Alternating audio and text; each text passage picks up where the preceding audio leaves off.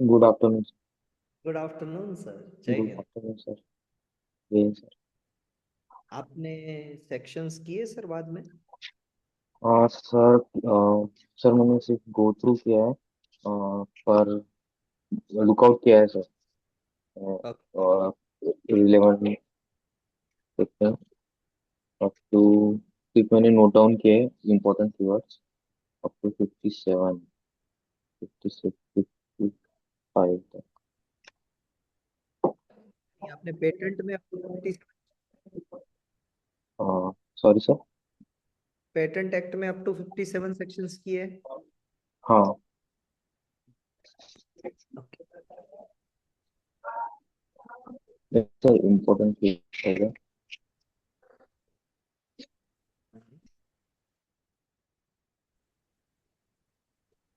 आज हम जाएंगे पेटेंट में। कल हमने किए थे सर डिजाइन एक्ट सेक्शन 11 से 16, थोड़े ओके से डिजाइन एक्ट के सेक्शंस। कल का वीडियो आप ओके देखेंगे सर। तो 2:30 PM सेशन वाला वीडियो कल का आप देखेंगे तो आपको अप टू सेक्शन 11 से जी लेके 16 तक की सारी डिटेल्स मिलेगी।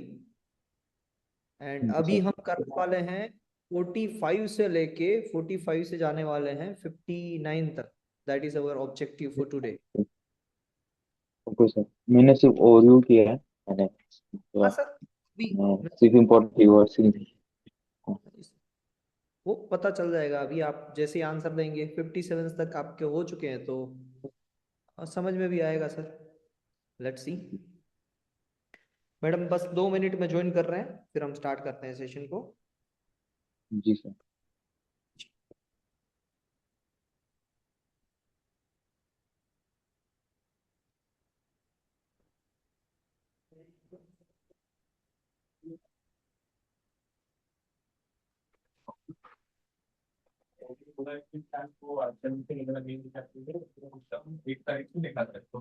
सो मैं 2 मिनट में आता हूँ सर वो। ठीक है।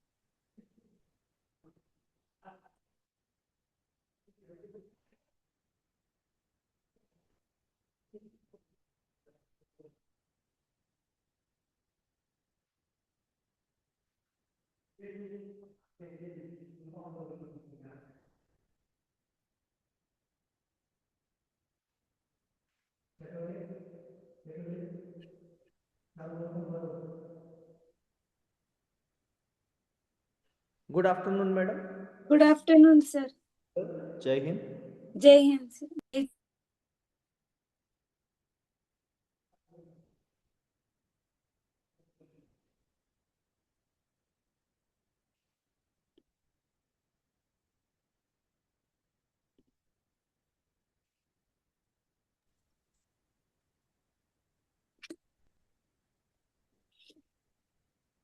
सर वो ठीक था सर, रिप्रेजेंटेशन का। जी परफेक्ट।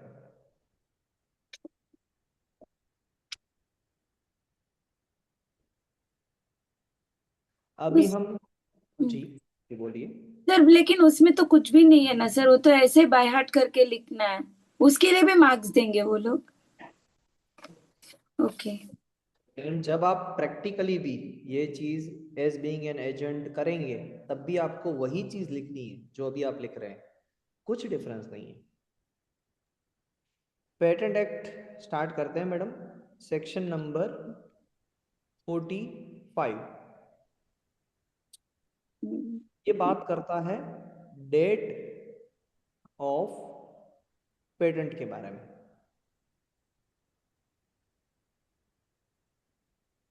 गौरव सर, क्या हम डेट ऑफ फाइलिंग को ही डेट ऑफ पेटेंट बोल सकते हैं?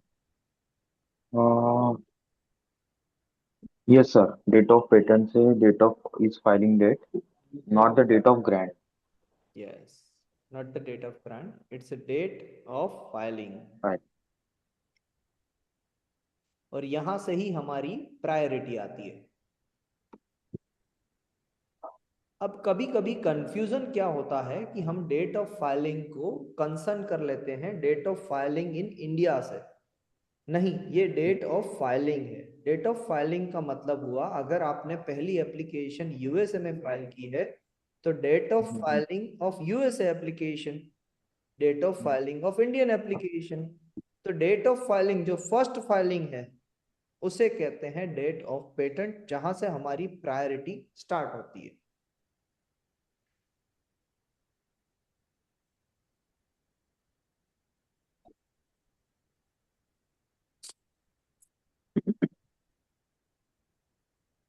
Any doubt in this section? So date of filing is the first application filed.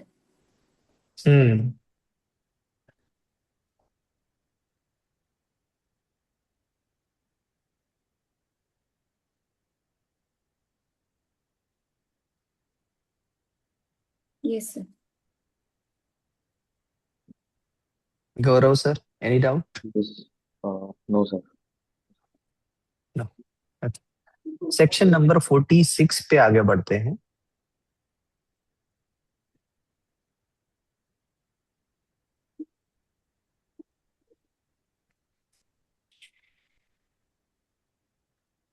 Section number 46 से जो मैं उसको कहता हूं, मैं कहता हूं कि multiple invention after ground, multiple after grant. अगर आपकी इन्वेंशन में मल्टीपल, आपकी एप्लीकेशन में मल्टीपल इन्वेंशन है और वो ग्रांट हो गई मान लीजिए, तो आफ्टर ग्रांट ये ऑब्जेक्शन नहीं आ सकता है कि आपकी एप्लीकेशन में मल्टीपल इन्वेंशन थे। So after grant, after grant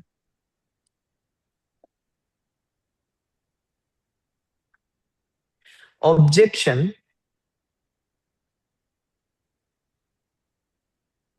contains multiple invention in an application is void.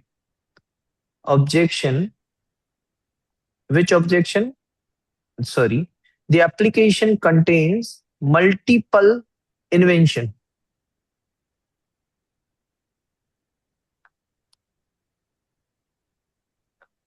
Application Multiple contains multiple invention. invention.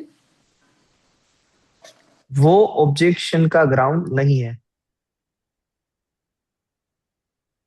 After grant Yes, will not be the ground, will not be a ground, ground of objection. will not be a ground of objection after grant.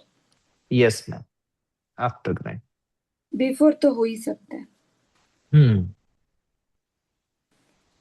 और multiple invention में तो वो division के इसमें नहीं जाएगा sir? नहीं जाएगा, क्योंकि सर यहां पर आपको सेक्शन 10 का रेफरेंस याद करना होगा कि एक पेटेंट एप्लीकेशन में या तो एक इन्वेंशन हो सकता है या एक इन्वेंटिव कॉन्सेप्ट हो सकता है जो linked of group of invention हो। यानी आपकी एक एप्लीकेशन में ग्रुप ऑफ इन्वेंशन हो सकते हैं जो एक ही इन्वेंटिव कॉन्सेप्ट को रिप्रेजेंट करे, तब भी तो आपकी एप्लीकेशन ग्रांट हो सकती है। तो इन सच सिनेरियो अगर कोई इन्वेंटिव कॉन्सेप्ट को अगर आपने ड्राफ्ट किया है तो हो सकता है कि आपकी एप्लीकेशन में मल्टीपल इन्वेंशन हो मगर वो एक दूसरे के साथ लिंक कर रहे हो और कंट्रोलर ने अलाउड किया है। बट एनी हाउ अगर एक बार आपकी एप्लीकेशन ग्रांट हो गई तो फिर आपकी एप्लीकेशन में एक से ज्यादा इन्वेंशन है, ये ग्राउंड पे ऑब्जेक्शन नहीं आ सकता है। Okay. 47. I think 47 is an important section, no, sir? Certain conditions.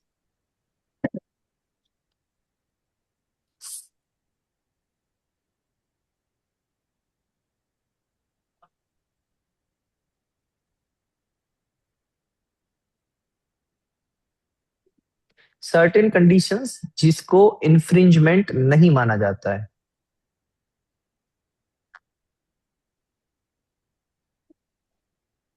या नहीं कंसिडर किया जाता है। पहला, अगर गवर्नमेंट अपने पर्सनल यूज के लिए आपका इन्वेंशन यूज करे जो ग्रांटेड है, जो ग्रांटेड है,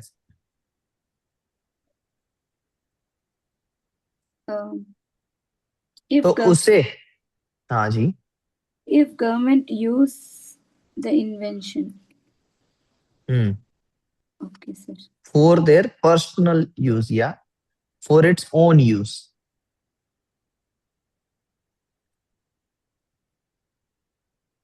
After the grant of patent. After the grant of a patent, तो तो government उसे, use-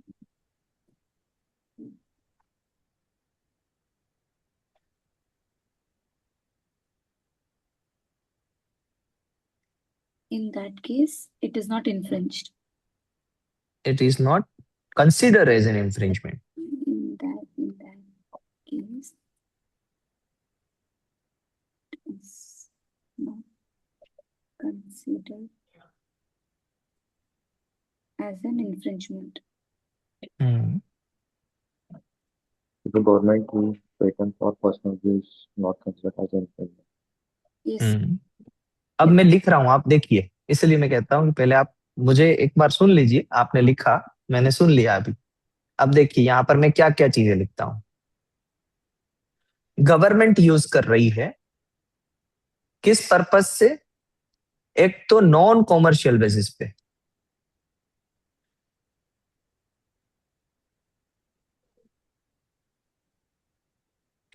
दूसरा वो फॉर देयर ओन यूज कर रही है, यानी सिर्फ गवर्नमेंट के लिए और किसी पर्सन के लिए नहीं, गवर्नमेंट के लिए ही। यहां पर और एक यानी फैक्ट है कि गवर्नमेंट आपकी पेटेंटेड इन्वेंशन को इंपोर्ट भी कर सकती है। अब इसका मतलब क्या हुआ कि आपने पेटेंट फाइल की, वो पेटेंट किस टेरिटरी में एप्लीकेबल है? It is Indian. इंडिया में। हाँ, इंडिया में। और आप ही की पेटेंट यूएसए वाले या चाइना वाले बना सकते हैं कि नहीं, विदाउट टेकिंग योर परमिशन, अगर वो इंडिया में ही फाइल है तो? Of course they can, sir. Yes, of course they can. तो गवर्नमेंट चाहे तो चाइना वाले उस पर्सन के पास से आपका प्रोडक्ट बनवा कर इंपोर्ट भी कर सकती है। तो उस पे भी हम कुछ नहीं कर सकते। किस पर्पस के लिए? नॉन कॉमर्शियल बेसिस पे और for the government use only. खुद तो बना ही सकती है, खुद तो बना ही सकती है, इंडिया में तो खुद बना ही सकती है, बट इंपोर्ट भी कर सकती है। और इसमें है ना, दो चीजें आती है। पहला आता है ये किस किस के लिए एप्लीकेबल है, तो ये दो चीज के लिए एप्लीकेबल है, पेटेंटेड प्रोडक्ट्स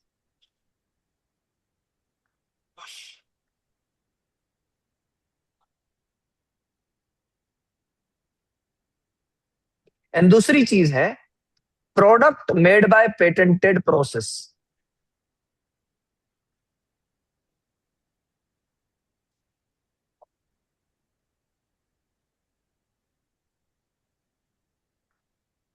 तो आप कहेंगे कि और कुछ भी हो सकता है। हाँ, एक और चीज हो सकती है जो यहां पर ऐड नहीं की गई है, वो है only patented process.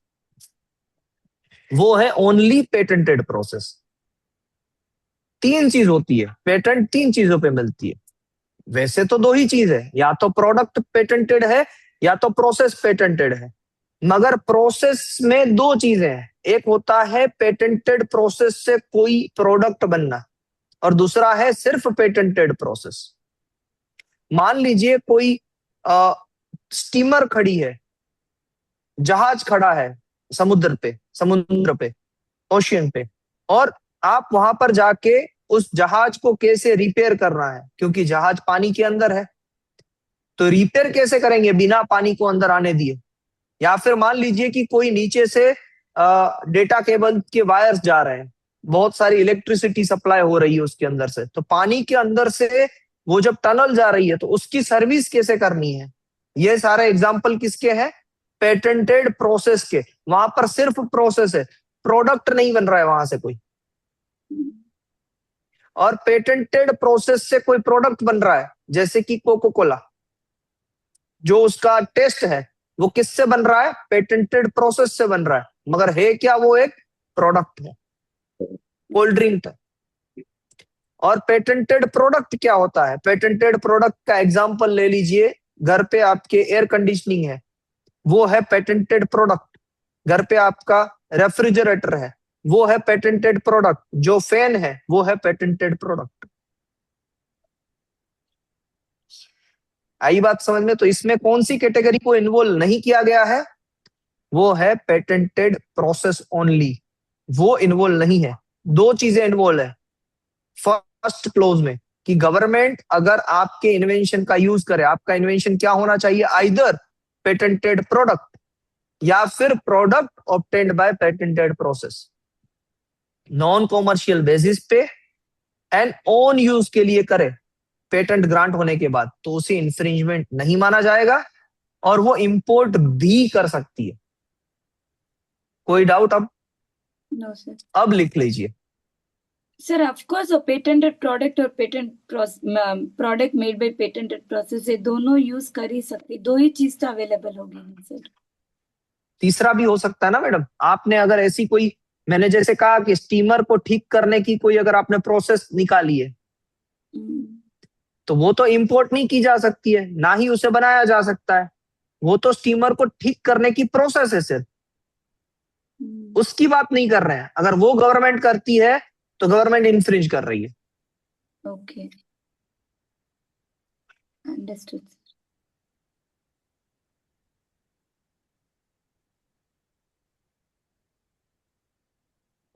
Without the prior permission of patentee. सब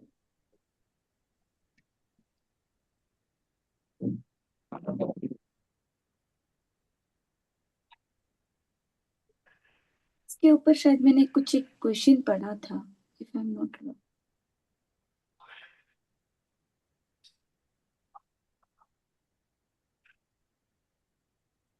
सर ये फाइलिंग का spelling only one L will come sir.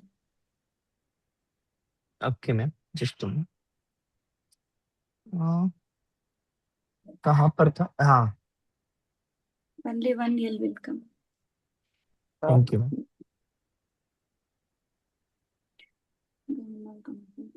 Import patented product, patent made by patented process. Yes sir.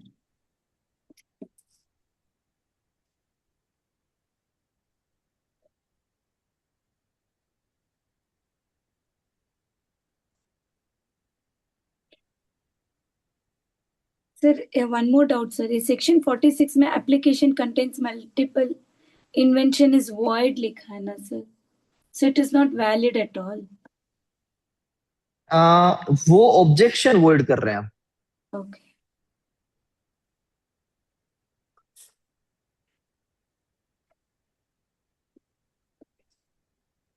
और अभी आफ्टर पेटेंट वाले सेक्शन से तो अभी after, patented granted patent grant के बाद ये जो हाँ, ग्रांट के बाद sections, जो भी प्रोविजंस है वो सेक्शंस में इंक्लूड है शायद। मैंने ऐसे पूछ रहा हूँ आगे के सेक्शंस, यानी क्या पूछ रहे हैं आप? मैं समझ नहीं पा रहा हूँ। जैसे कि सेक्शंस जा रहे हैं कि patent not what are not the patent, फिर फॉर्म, फिर एप्लीकेशन, फिर पब्लिकेशन, चैप्टराइजेशन जो होते हैं पेटेंट एक्ट के, हाँ, फिर पब्लिश के बाद फॉर्म्स के बाद पब्लिशिंग पेटेंट, अभी ऐसे प्रोसीजर सीक्वेंस पेटेंट एक्ट का चैप्टराइजेशन। चैप्टर वाइज आप सीक्वेंस कह रहे हैं ना सर? वो हो हाँ हाँ जाएगा हाँ, सर। सो डोंट वरी, वो हो जाएगा। Be with the flow. वो तो जरा भी टेंशन मत लीजिए, आप पूरा का पूरा बोलेंगे। आप और मैडम 1 से लेके 163 अपने जुबान से बोलेंगे। That is my commitment. आराम से बोलेंगे। वो तो आप छोड़ ही दीजिए। वो तो आप मीन्स वो तो मिनिमम क्राइटेरिया है, उससे तो ज्यादा करेंगे हम। उतना मत सोचिए, इतना छोटा सा मत सोचिए, हमें बहुत आगे जाना है। वो तो जी हो जाएगा। आप बी विद द फ्लो, आप सिर्फ फ्लो को पकड़िए। ये चीजें समझ में आ रही है कि नहीं आ रही है उसकी बात कीजिए। जी जी।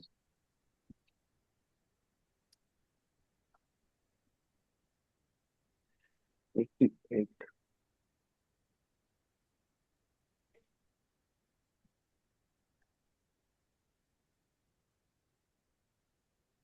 Done sir. अब आता है क्लोज थर्ड। यहां पर बात, अब सेकंड क्लोज में ये बात करते हैं। अब यहां पर कौन सी चीज बाकी रहेगी? प्रोसेस की चीज बाकी रहेगी, करेक्ट। तो अब प्रोसेस की चीज के लिए ये इंपोर्ट का क्राइटेरिया नहीं है, इसलिए सिर्फ यहां पर लिखा है कि government can also use patented process, मगर कैसे? For their own use. Process का क्या हो सकता है? सिर्फ और सिर्फ यूज हो सकता है और कुछ नहीं। ये इंपोर्ट नहीं की जा सकती है, ये यूज हो सकती है सिर्फ। Government can use patent process. Correct, sir. हाँ, फॉर देयर ओन यूज, वो किसी और को मदद नहीं कर सकती है।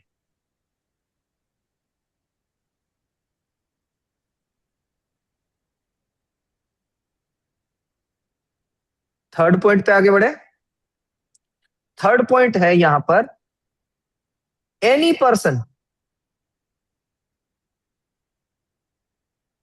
कोई भी यूज कर सकता है for education purpose. Any person, कोई भी पर्सन यूज कर सकता है किस चीज के लिए? रिसर्च, एक्सपेरिमेंट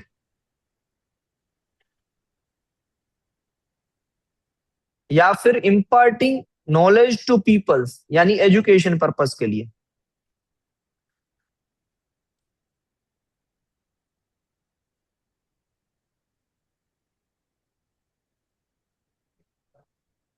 कोई भी पर्सन रिसर्च, एक्सपेरिमेंट या एजुकेशनल पर्पस के लिए यूज कर सकते हैं पेटेंट को, और कोई भी पर्सन को इंफ्रिंजमेंट नहीं माना जाएगा अगर वो यूज करते हैं इन दैट पर्टिकुलर क्लॉजेस।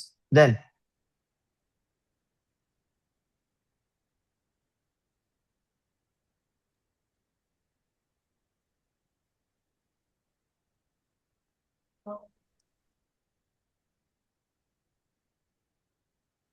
और लास्ट में है, गवर्नमेंट कैन इंपोर्ट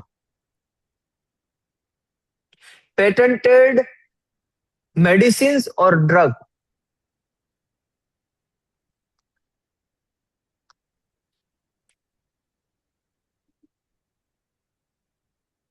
और वो किसी भी प्राइवेट मेडिकल डिस्पेंसरीज में भी उसे बेचने के लिए दे सकते हैं, मगर कैसे? नॉन कॉमर्शियल पर्पस के लिए, नॉन कॉमर्शियल पर्पस के लिए। और अगर वो प्राइवेट डिस्पेंसरीज को दे रहे हैं या गवर्नमेंट हॉस्पिटल्स को दे रहे हैं, तो पहले गवर्नमेंट को नोटिफाई करना पड़ेगा ऑफिशियल गैजेट में कि ये इतनी प्राइवेट हॉस्पिटल्स हैं जिसमें हम इंपोर्टेड ड्रग को दे रहे हैं, इंपोर्टेड मेडिसिन को दे रहे हैं for public purpose, non commercial use. Last point समझ में आया? Yes, sir. After writing all 4 points, आपको बेयर एक्ट पढ़ना है, section number 47, very important section. Bare act को पढ़िए और हर एक पॉइंट को अप्रिशिएट कीजिए कि क्या आपकी भी अंडरस्टैंडिंग वही बनी है जो लिखी है, या जो लिखा हुआ है वो सही है या नहीं है। जी। सेक्शन नंबर 47 को पढ़ना है बेयर एक्ट से।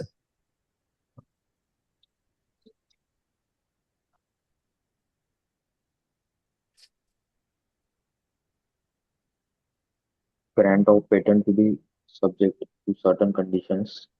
Grant of the patent under this act shall be subject to the condition that subclause 1, any medicine, apparatus, or other article in respect of which patent is granted, or any article made by use of process in respect of which the patent is granted, may be imported or made by or on behalf of the government for the purpose merely of its own use. Clause 2. Any process in respect of which the patent is granted may be used by or on behalf of government for the purpose merely of its own use. Clause 3. Any medicine, apparatus, or other article in respect of which the patent is granted or any article made by use of process in respect of which the grant or any article made by the use of the process in respect of which the patent is granted may be made or used, and any process in respect of which the patent is granted may be used by any person for the purpose merely of experiment or research, including imparting of instructions or pupils. And clause 4, in a case of patent in respect of any medicine or a drug, the medicine or a drug may be imported by the government for the purpose merely of its own use or for the distribution in any dispensary, hospital, or other medicine institutions maintained by or on behalf of government or any other dispensary, hospital, or medical institutions which the central government may, having regard to the public service that such dispensary, hospital, or a medical institutions render, specify in this behalf by notification in the official gazette. Having regard to the public service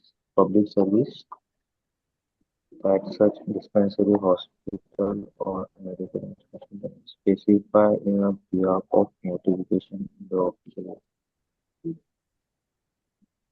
So specify करेंगे का official gazette में.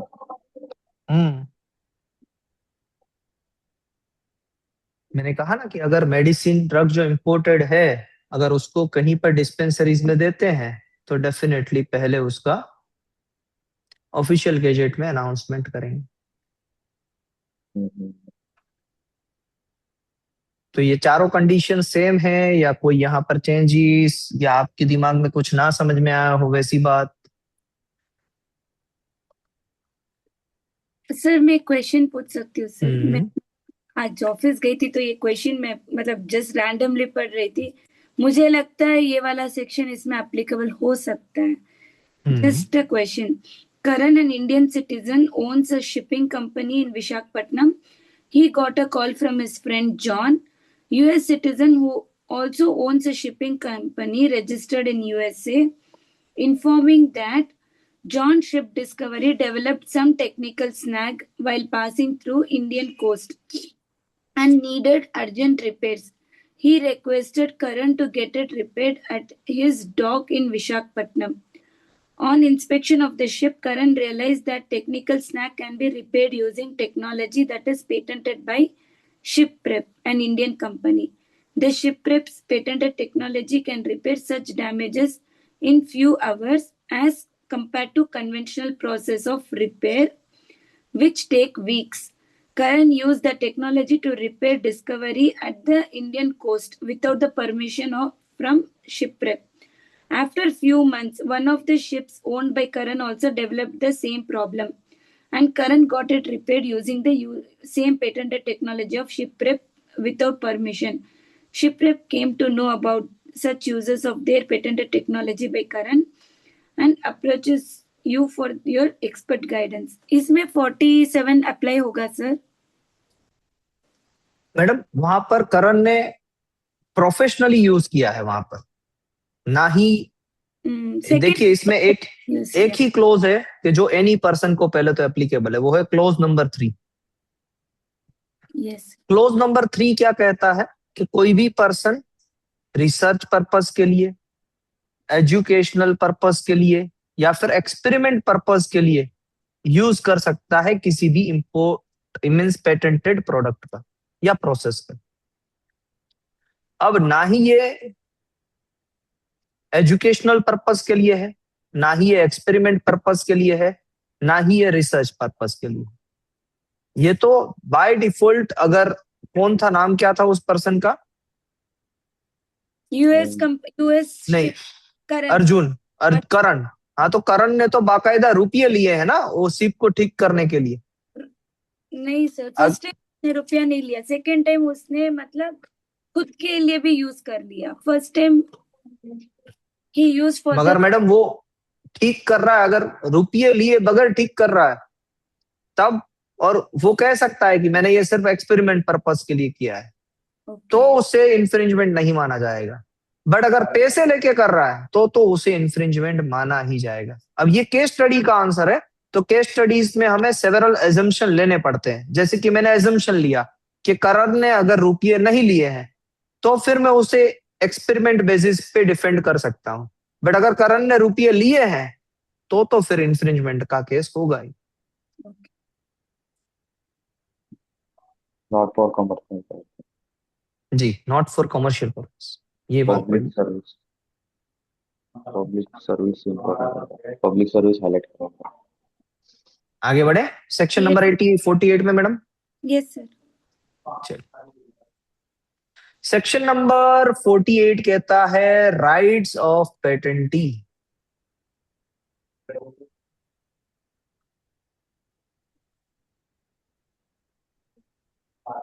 पेटेंटी के rights कैसे होते हैं, positive या negative? Negative right है। Negative negative negative क्यों? वो है किसी को रोकने के लिए, किसी को प्रिवेंट करने के लिए। आपके पास एक बार पेटेंट आ गई, once you become patent owner, तो आपके पास क्या राइट्स है? किसी को रोकना, दूसरा कोई पर्सन आपकी पेटेंट को यूज कर रहा है तो उससे रोकना जाके। क्या क्या चीज के लिए रोक सकते हैं आप? सिर्फ यूज के लिए नहीं, उसमें भी आंसर्स है। कि मान लीजिए कि वन, आपका प्रोडक्ट पेटेंट है,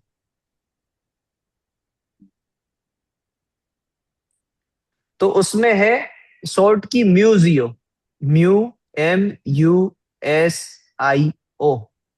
एम से है किसी और को मेकिंग, बनाने से रोक सकते हैं, वो बना ना सके। यूज करने से रोक सकते हैं, सेल करने से रोक सकते हैं, इंपोर्ट करने से रोक सकते हैं, एंड ऑफर फॉर सेल करने से रोक सकते हैं। दूसरा, अगर आपका product made by patented process है,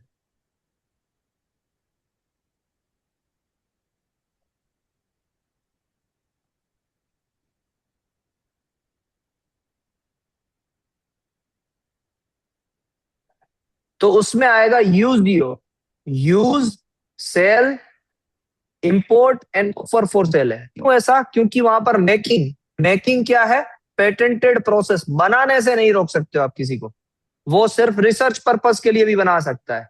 तो प्रोसेस का मेकिंग नहीं होता है, प्रोसेस को यूज किया जाता है, इसीलिए यहां पर है यूज। फिर आता है प्रोडक्ट जो बना, उसमें से उसका सेल, इंपोर्ट या ऑफर फॉर सेल करने से आप रोक सकते हो। तो यहां पर ये पहला नहीं आता है, मेकिंग ऑफ सच प्रोडक्ट आप नहीं रोक सकते हो। क्यों? क्योंकि आपने जिस प्रोसेस से वो प्रोडक्ट बनाया, हो सकता है कि कोई और पर्सन उसे कोई दूसरी प्रोसेस से भी बना सके। ये बात समझिएगा मेरी बात को, छोटी सी बात है मगर दिमाग लगाइएगा इसमें। आपने जिस पेटेंटेड प्रोसेस से जो प्रोडक्ट बनाया, हो सकता है कि कोई दूसरा पर्सन उसे कोई और प्रोसेस से भी सेम प्रोडक्ट बना सके। एग्री और not? Agree sir, like Maggi masala. हाँ, तो कोई और पर्सन उसको दूसरे मेथड से भी बना सकता है, सेम प्रोडक्ट बनेगा। यस तो आपका राइट्स किस पे है? प्रोसेस पे है। इसी वहां पर क्या नहीं आएगा? मेकिंग वाला पॉइंट नहीं आएगा। हम्म। सर समझ में आई बात? इंटरनेट ग्लिच हो रहा है। करेक्ट जी मैम, मैं मोबाइल डेटा पे शिफ्ट कर लेता हूँ।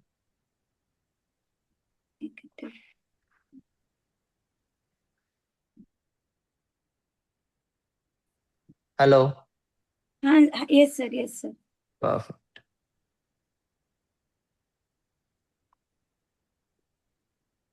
और तीसरा है, एक और लिख लीजिए, ये कंप्लीट ही है सेक्शन।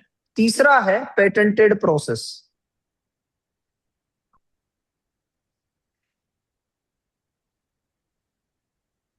उसमें सिर्फ यूज की बात की गई है।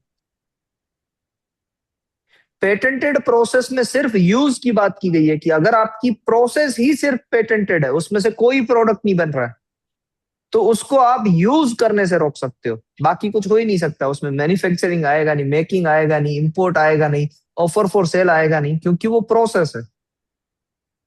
तो इसीलिए वो प्रोसेस को आप किसी को यूज करने से रोक सकते हो।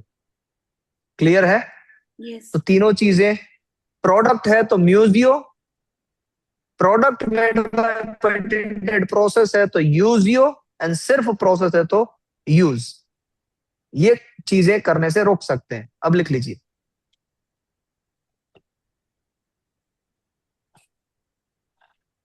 सर, बाई चांस अगर वो दूसरी तरीके से मेक कर रहा है, he can not stop it ना सर? हम्म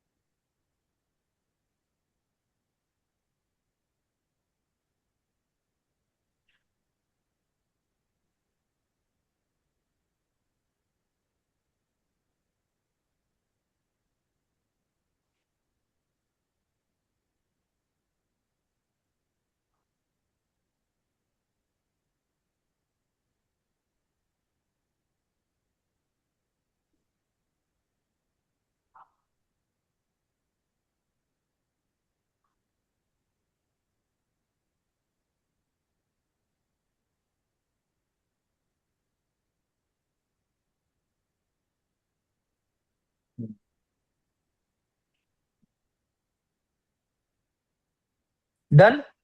यस सर।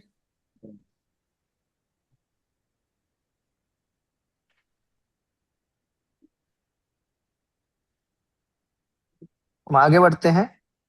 49. 49 पे अब।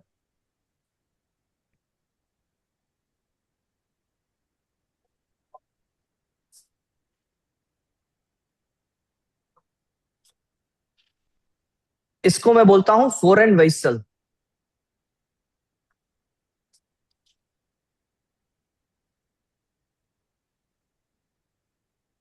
अब क्या है? 49 ये कहता है कि मान लीजिए दूसरी कंट्री से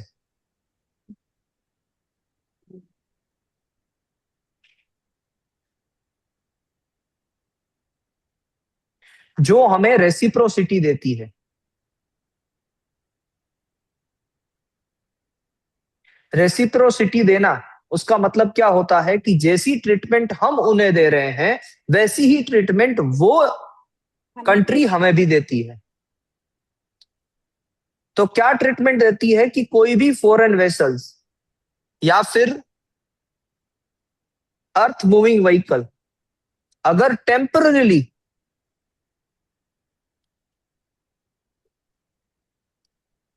या फिर एक्सीडेंटली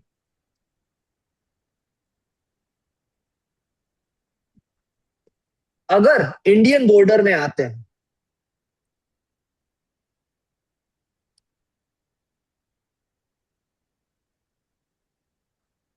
और वो एक्चुअली है तो दूसरी कंट्री के, तो होता क्या है कि patent is a territorial right. तो हो सकता है कि उस वेसल के अंदर या उस सीप के अंदर या फिर उस अर्थ मूविंग व्हीकल के अंदर ऐसे चीज यूज की जाए, ऐसी प्रोडक्ट यूज की जाए, ऐसी प्रोसेस यूज की जाए जो ऑलरेडी इंडिया में पेटेंटेड है बट दूसरी कंट्री में पेटेंटेड नहीं है। तो दूसरी कंट्री में पेटेंटेड नहीं है, इसी वजह से वो लोग फ्रीली यूज कर रहे थे। बट अब वो सीप कहां पर आ चुकी है? इंडिया में, इंडियन ओशियन में। कैसे? टेम्पररीली या एक्सीडेंटली। मान लीजिए कि सुनामी आने वाली है, तो सुनामी आने वाली है इसीलिए सीप खड़ी कर दी गई इंडियन ओशियन में, आगे नहीं बढ़ सकती है। सुनामी जैसे ही चली जाएगी फिर वो सीप आगे जाएगी। तो ये क्या है? टेम्पररीली सिचुएशन है, एक्सीडेंटली सिचुएशन है। तो उतने समय के लिए उस सीप के अंदर वहां से बाहर नहीं निकलना उनको, वहां पर ही जहां तक वो सीप है उस सीप के अंदर अगर कोई इंडियन पेटेंटेड प्रोडक्ट का यूज कर रहे हैं, मेक कर रहे हैं, मैन्युफैक्चर कर रहे हैं, तो उसे इंफ्रिंजमेंट नहीं माना जाएगा। मगर कब? जब वो सेम कंडीशन हमें भी मिले, वो सेम ट्रीटमेंट हमें भी मिले कि हमारी सीप उस कंट्री के अंदर जाए, तो उनके प्रोडक्ट जो पेटेंटेड है हम यूज कर रहे हैं, तो हमें भी इंफ्रिंजर नहीं माना जाएगा तब। Any doubt? No sir. लिख लीजिए सेक्शन 49 फॉर यू। सर जैसे कि ऑस्ट्रेलिया की चीफ इंडिया में है ही, और इंडिया में जो पेटेंटेड प्रोडक्ट्स और प्रोसेस है वो यूज कर सकते हैं for temporary purpose in some situations, in extreme situations. Sir यही है पॉइंट। फॉरेन हाँ वेसेल जी यानी सर। ऑस्ट्रेलिया के रसिया से कोई सीप इंडिया में आई और इंडियन ग्रांटेड पेटेंट का वो यूज कर रही है क्योंकि वो रसिया में फ्री था, तो उसे हम इंफ्रिंजमेंट नहीं मानेंगे, मगर वो सीप में रहते हुए ही वो सीप से बाहर नहीं निकल सकते। हाँ जी।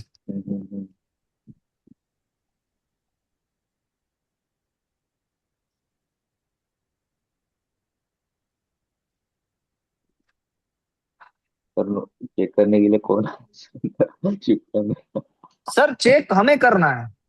यहाँ पर ओके 48 में किसको बोला गया है? कौन प्रिवेंट करेगा? पेटेंट ही, और कोई नहीं आएगा।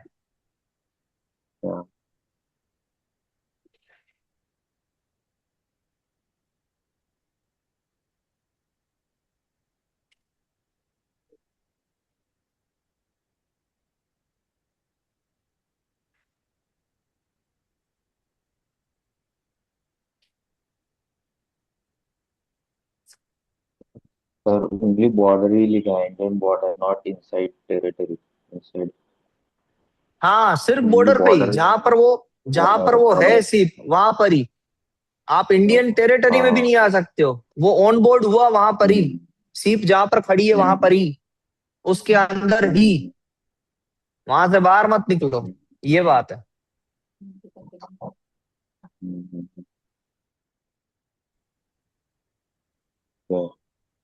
काफी रिलैक्सेशन दिया है, वैसे बोल सकते हैं। हम्म। It's interesting.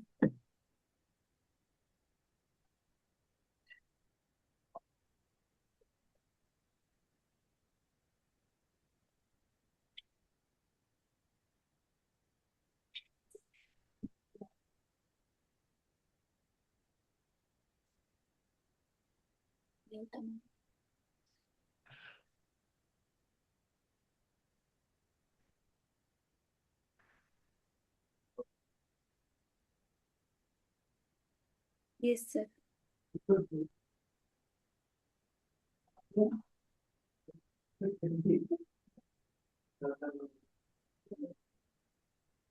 हो गया मैडम, लिख लिया?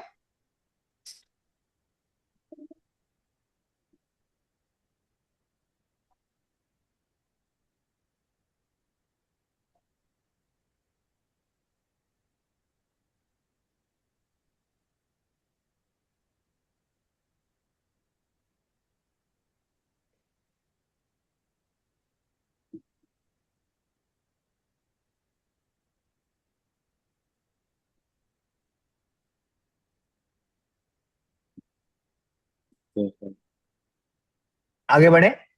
Yes sir. Section number sir 50। यहाँ पे सपोज सर यहाँ पे सपोज रशिया में वो पेटेंट फ्री है, यानी इजी यानी एक्सेसिबल फॉर यूज है, तब भी those only patent in those you only can use. Condition sir, अगर आपने रसिया में भी पेटेंट फाइल करके रखी है तब तो वो बिना आपकी परमिशन के कुछ नहीं कर सकते, या आपकी परमिशन के या फिर आपके ऑथोराइज पर्सन से ही उसे वो चीज यूज करनी है, सेल बाय करनी है।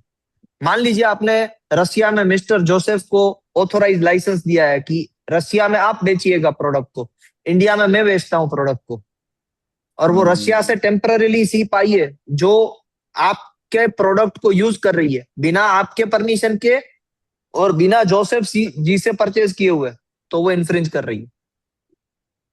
अगर दोनों जगह पर पेटेंट है तो। यहां पर हम बात कर रहे हैं सिर्फ और सिर्फ एक जगह पर पेटेंट है, दूसरी जगह पर पेटेंट है ही नहीं। Patent in one place. Hmm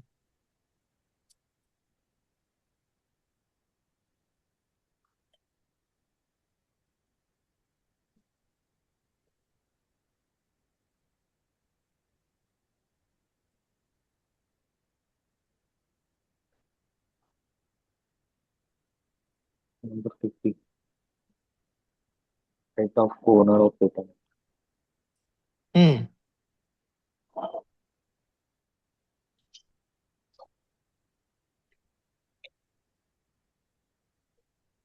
Right of co-owners. Rights of co-owners. Section 50, rights of कोओनर्स।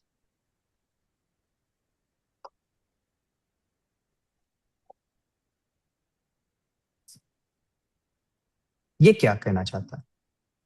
मान लीजिए एक पेटेंट है जिस पेटेंट के अंदर दो ओनर है, एक कोओनर C1, एक कोओनर C2, यानी दोनों पेटेंटी। अब ये दोनों के राइट्स कैसे रहेंगे? सर वो लोग एग्रीमेंट बनाते होंगे ना सर? हाँ, अगर एग्रीमेंट नहीं है तो in absence of agreement controller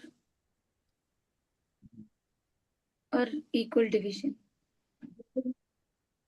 I don't know sir. दोनों के राइट्स हैं इक्वल एंड अनडिवाइडेड।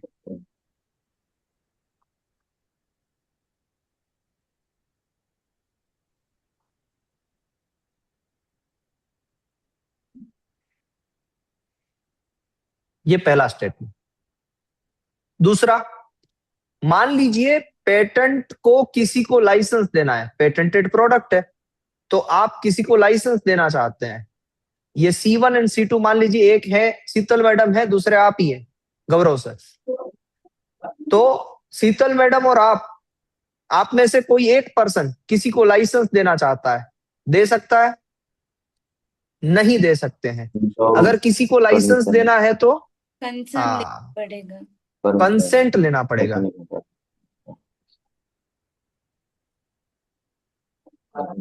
ये स्टेटमेंट क्लियर है? Yes sir. Okay. Third point है परचेजर्स राइट।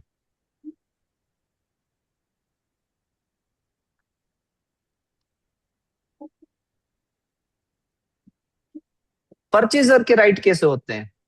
परचेजर का राइट का मतलब क्या होता है? पहले तो परचेजर्स राइट इट मींस के मान लीजिए आपसे किसी ने परचेज कर लिया, गौरव सर, पेटेंट थी दोनों की, शीतल मैडम की और आपकी, मगर मैंने आपसे परचेज कर लिया और आपने मुझे बेच भी दिया without having consent from the Sheetal madam. तो आप शीतल मैडम मुझे देखते हैं कि मैं डेली बेसिस पे उनके पेटेंटेड प्रोडक्ट का यूज कर रहा हूं, तब भी शीतल मैडम मुझ पे कोई केस नहीं कर सकते हैं क्योंकि वो परचेजर्स राइट है। परचेजर ने किसी एक पेटेंटी से परचेज किया है। हालांकि यहां पर डिस्प्यूट है, डिस्प्यूट को रिजोल्व करने के लिए सेक्शन नंबर 51 आएगा।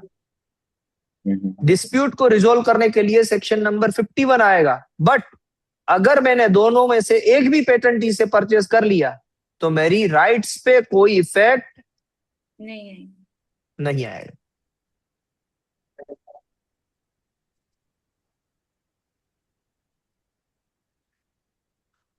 क्योंकि ओनरशिप में दे रहे सिर्फ परचेसर राइट दे रहे। परचेसर राइट यानी परचेज सेलिंग।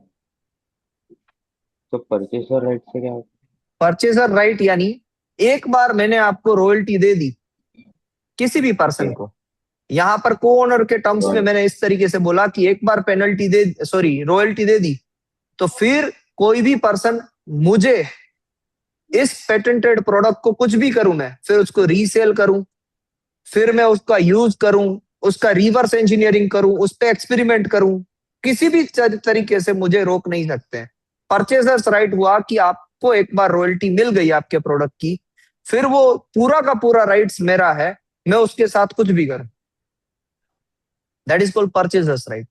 और एक भी पर्सन ने मुझे बेचा है जो सही में पेटेंटी था, तो दूसरा पेटेंटी मुझे रोक नहीं सकता है। क्लियर है या डाउट है? It's clear sir. Royalty share नहीं परफेक्ट। होगी इनसे। सर रॉयल्टी शेयर हाँ होगी क्या? सर, वो नहीं, डिस्प्यूट है, डिस्प्यूट के लिए हम डिस्प्यूट ना होगा। 51 में आते हैं। वो डिस्प्यूट आएगा, डिस्प्यूट के लिए हम 51 में आएंगे।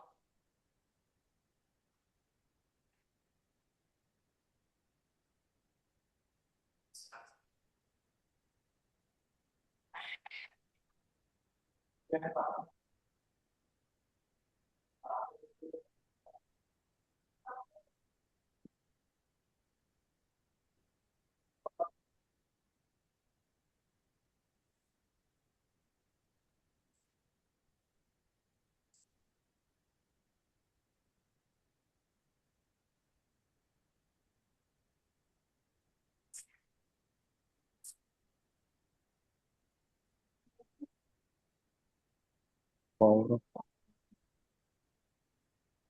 लिख लिया सर? 51 पे आगे जी बढ़े? जी जी। मैडम लिख रहे हैं, मैडम आप लिख लिए, फिर कहेंगे, फिर हम आगे ये बढ़ेंगे।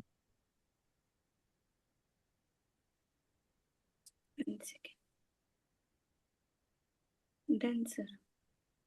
Okay. So licenses is for purchasing, making products. वही ना सर? लाइसेंस किस सर चीज के लिए? लाइसेंस होता है, या तो आप उस प्रोडक्ट को बनाना चाहते हो। मान नहीं, लीजिए कि मैंने एक पेटेंट फाइल की, मेरी पेटेंट ग्रांट हो गई, आपने वो देखा, आप एक स्टार्टअप है, आप कहते हैं कि जयवीर जी आपकी पेटेंट बहुत बढ़िया है, आप बाकी सारा काम हम पे छोड़ दीजिए, इसको कॉमर्शलाइज कैसे करना है हम देख लेंगे, आप हमें सिर्फ लाइसेंस दे दीजिए। तो पेटेंट मेरी है, मगर उसको कॉमर्शलाइज करने की जिम्मेदारी किसने ली? आपने ली। तो आपने क्या लिया? लाइसेंस लिया। करेक्ट। वो किसी भी पर्पस के लिए हो सकता है, making, using, selling, offer for cell, importing, etcetera. आप किस पर्पस के लिए लाइसेंस ले रहे हैं, वो पर्पस को कहते हैं एक्सक्लूसिव लाइसेंस। तो एक्सक्लूसिव कब होता है? कोई पर्पस उसके साथ जुड़ता है तो। डन। yes. चलिए सेक्शन नंबर 51 पे आते हैं।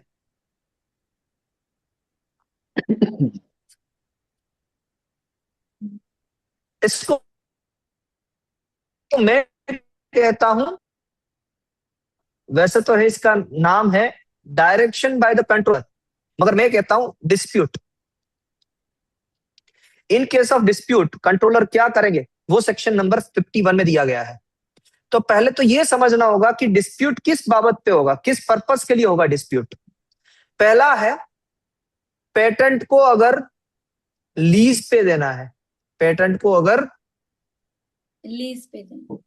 लीज, LEASE, लीज पे देना है, या पेटेंट का अगर लाइसेंस देना है, जैसे हमने बात की, और कंसेंट नहीं दे रहे हैं दूसरे।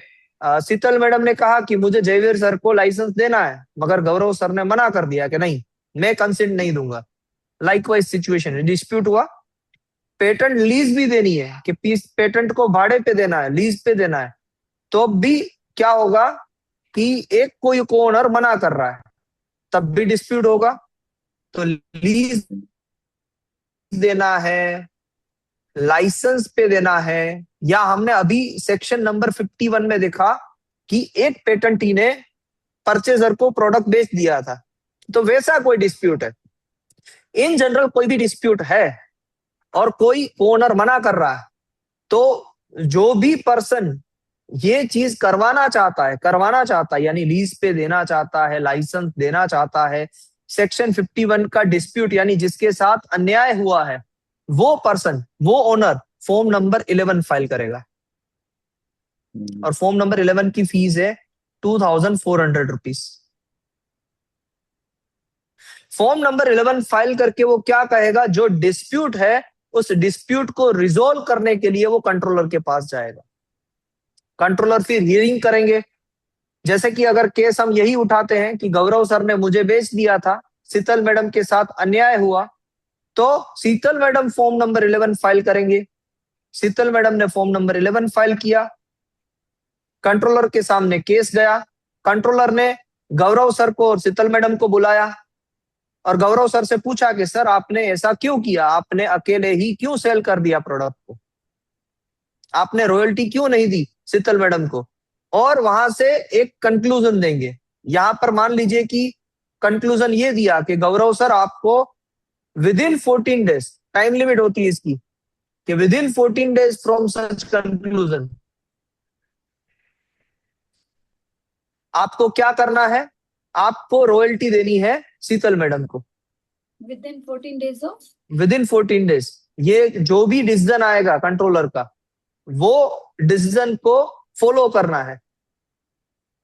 तो अभी जो हमारा केस बना उसमें क्या आएगा, with in 14 days Gaurav sir को रॉयल्टी देनी पड़ेगी आपको। मान लीजिए दूसरा केस लेते हैं जहां पर लाइसेंस देना था और शीतल मैडम मना कर रहे थे लाइसेंस देने से, तो उस केस में गौरव सर फॉर्म नंबर 11 फाइल करेंगे, 2400 रुपये देंगे। कंट्रोलर के सामने शीतल मैडम एंड गौरव सर आ गए, कंट्रोलर को बात करते हैं गौरव सर कि मैं देना चाहता हूं लाइसेंस, शीतल मैडम मना कर रहे हैं। तो 14 डेज देंगे कंट्रोलर शीतल मैडम को कि शीतल मैडम बताइए कि आप क्यों लाइसेंस नहीं देना चाहते हैं।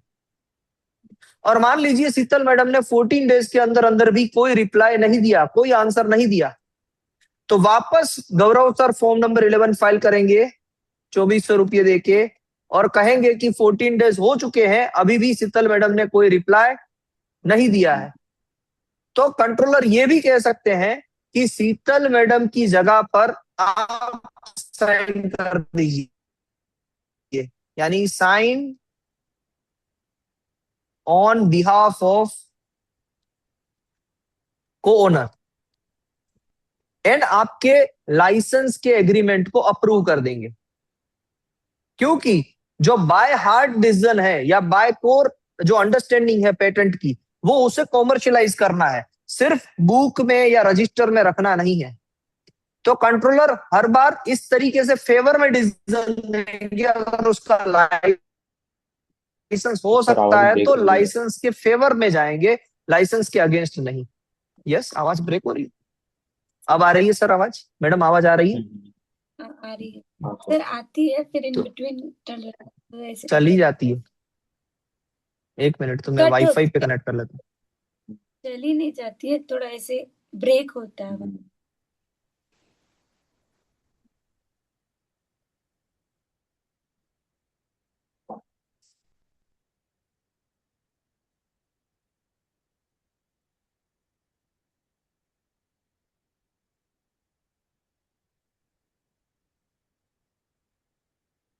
है ना, आज ये वाईफाई का प्रॉब्लम है, कॉलेज का वाईफाई चल नहीं रहा है प्रॉपर, दैट्स व्हाई।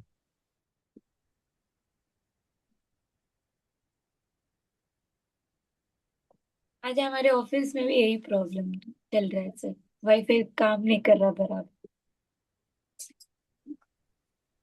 अब आवाज कैसी आ रही है? क्लियर आ रही है ठीक है sir. Comparatively? Yes sir, yes जी। तो अब आप समझ गए कि कंट्रोलर ये भी ऑर्डर दे सकते हैं कि एक को ओनर जो मना कर रहा है, 14 डेज का टाइम देने के बाद भी वो मना कर रहा है, तो कंट्रोलर दूसरे को ओनर को कह सकते हैं कि ऑन बिहाफ ऑफ हर आप साइन कर लीजिए। ये बात समझे सर? बट मुझे यहाँ पे एक डाउट है, सिर्फ फर्स्ट टाइम फॉर्म फिल करेंगे जिसको चाहिए 14 डेज के अंदर।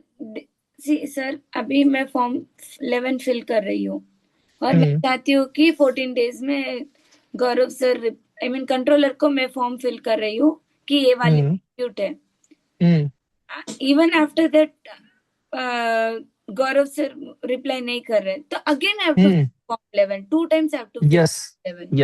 yes, it is mentioned like that. Okay, that is what my question. और इसके रूल्स भी मैं आपको बता देता हूँ, इसके रूल्स भी आप एक बार इस रूल्स को पढ़ेंगे ना तो एकदम क्लियर होगी आपके दिमाग का प्रोसेस।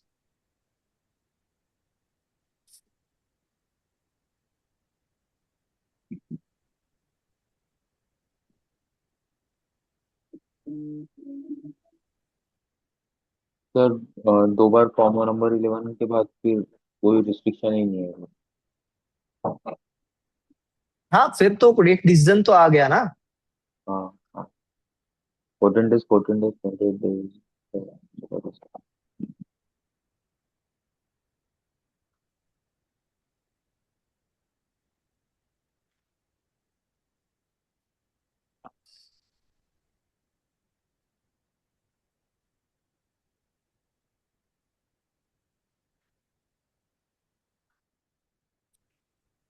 पब्लिकेशन, ऑपोजिशन प्रोसीडिंग्स, ये रहा ग्रांट ऑफ अ पेटेंट में यहाँ पर 76 manner for applying for direction under 51(1). ये फॉर्म नंबर 11 हमने पहली बार फाइल किया मैडम। Sir sorry, 76। ये रूल नंबर 76 में एज पर सेक्शन 51 हमने पहली बार फॉर्म नंबर 11 फाइल किया डिस्प्यूट के लिए। यस सर, फिर 51(2) में हमने दूसरी बार क्या किया, form number 2 form number 11 file किया। फिर से और फिर हियरिंग की सारी प्रोसीजर और बाद में कंक्लूजन। तो 76, 77 एंड 78। 76 में हमने पहली बार जो डिस्प्यूट था उसके लिए फॉर्म नंबर 11 फाइल किया, और 77 में हमने दूसरी बार, क्योंकि 14 डेज के अंदर अंदर दूसरे पर्सन ने रिप्लाई नहीं दिया है, इसीलिए फॉर्म नंबर 11 दूसरी बार फाइल किया। तो इस तरीके से rule number 76 and rule number 77 are corelated with section 51। Yes sir,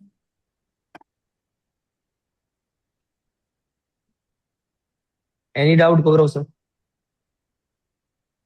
no. तो write it down, rule number 76 and rule number 77।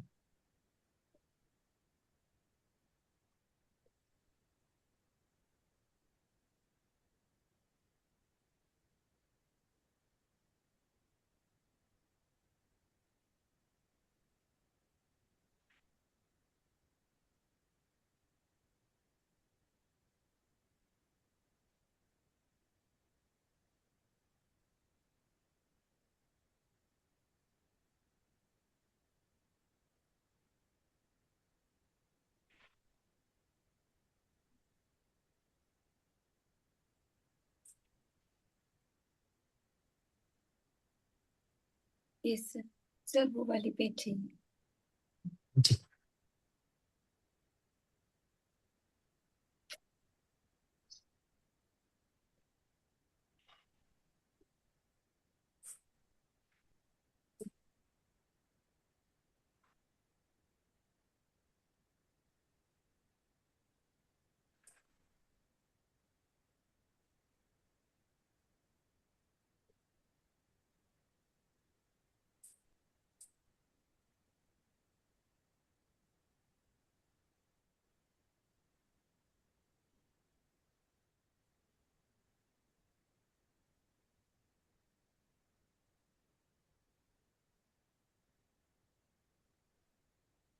Done.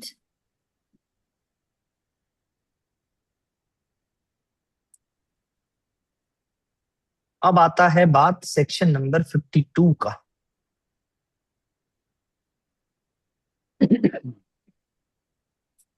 यहां पर मैं टाइटल देता हूं wrongful obtaining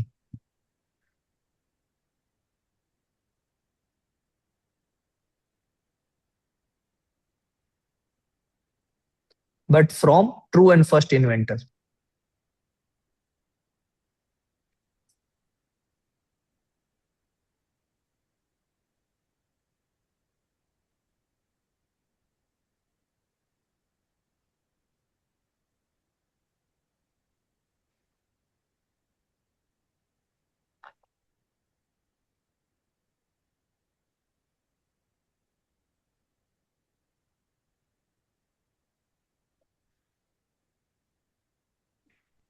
अब इस केस में क्या होगा,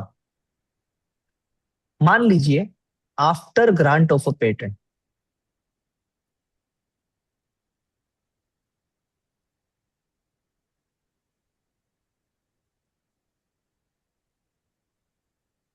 यहां पर क्या हो रहा है, after grant of a patent revocation suit file हो रहा है पेटेंट पे।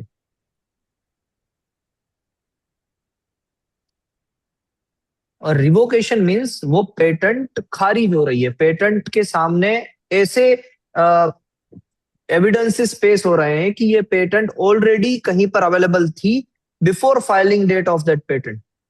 जो 25(1) एंड 25(2) के ग्राउंड्स है ना, वैसे ही सिमिलर ग्राउंड्स है सेक्शन नंबर 64 में। और सेक्शन नंबर 64 बात करता है रिवोकेशन के बारे में, और उसका एक ग्राउंड जो सिमिलर है 25(1)(a) एंड 25(2)(a) से, वो है wrongful obtaining. And by previous claim, previous publication. wrongfully obtained from previous true and first inventor। wrongfully obtained इससे पहले आया था सेक्शन नंबर 26 में। Yes, sir. Obtaining. Yes, yes. हाँ, obtaining Obtaining. दूसरे पर्सन की पेटेंट थी, मगर इस भाई साहब ने ऑब्टेन कर ली थी गलत तरीके से। तो अगर वो 26(1) यानी पब्लिकेशन से 1 बरस में पता चल जाता है, तो 26 में जाके वो पोस्ट ग्रांट ओपोजिशन कर सकते हैं। Yes. मगर सपोज वो पोस्ट ग्रांट ओपोजिशन ना भी करे और डेट ऑफ ग्रांट के बाद कभी भी वो अगर रिवोकेशन करना चाहे उस बेसिस पे, रिवोकेशन उससे भी बड़ा होता है। पोस्ट ग्रांट ओपोजिशन में क्या होता है, इन फ्रंट ऑफ कंट्रोलर सारी बातें होती है, रिवोकेशन सूट होता है हाई कोर्ट में।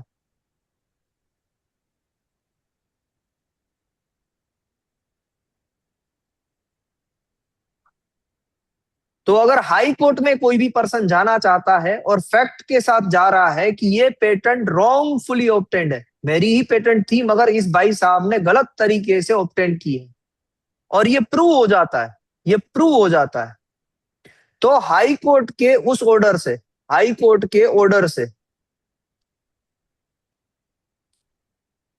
जैसे 26 में था कंट्रोलर के ऑर्डर से कितने महीने में हमें फॉर्म नंबर 12 फाइल करना था?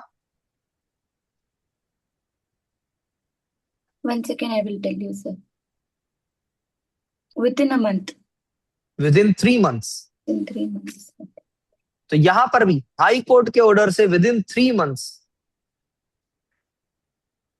आपको क्या करना है, फॉर्म नंबर 12 फाइल करना है कंट्रोलर के पास, 2400 रुपीज फाइल करने। अगर ये true and first own inventor अपने नाम पे पेटेंट करवाना चाहता है, तो इससे होगा क्या, पेटेंट किसके नाम पे हो जाएगी, patent True and first inventor के नाम पे। Will be awarded True and first inventor। on the name of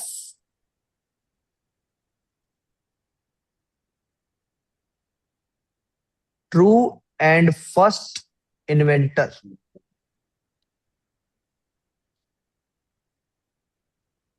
Any doubt in this section? No, sir। और उसकी पेटेंट रिवोक हो जाएगी, कैंसिल हो जाएगी। उसकी पेटेंट कैंसिल हो जाएगी, इसके नाम पे हो जाएगी। Will be transferred to him। Yes.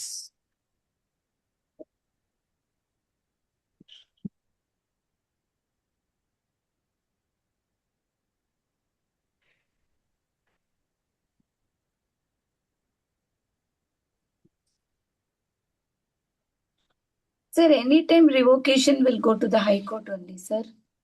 Yes ma'am, revocation कभी भी होगा वो हाई कोर्ट में जाएगा। और infringement district court. Infringement district court में भी हो सकता है, हाई कोर्ट में भी हो सकता है।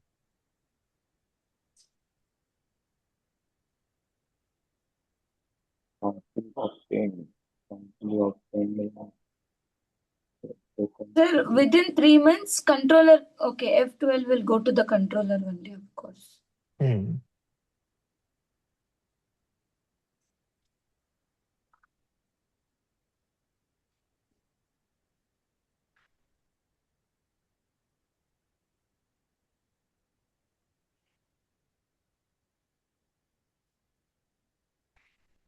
सर इसमें एग्जामिनर का भी तो रोल हो सकता है सर। सर एग्जामिनर सर्च करेगा तो क्या करेगा? सर एग्जामिनर सर्च में करेंगे कि सर प्रीवियसली पब्लिश हुआ है क्या आप हाँ, रॉन्गफुली ऑब्टेन का तो सर्च नहीं कर सकता है ना सर। ये पब्लिकेशन की बात नहीं है। आपकी पेटेंट थी, आप और मैं सेम लेबोरेटरी में वर्क करते थे, मैंने आपके सारे डेटा उठा के अपने नाम पे पेटेंट फाइल कर दी, वो वाली बात है। वो एग्जामिनर कहाँ से चेक करेगा? रॉन्गफुली ऑब्टेन, चुरा ली है आपकी चीजें। And anytime after grant, ये वाली। एनी टाइम आफ्टर ग्रांट, हाँ, पोस्ट ग्रांट ओपोजिशन के लिए भी जा सकते हो और रिवोकेशन के लिए भी जा सकते हो।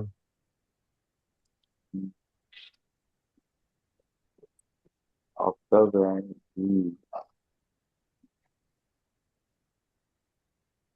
ज्यादा हो गया, स्टॉप करें?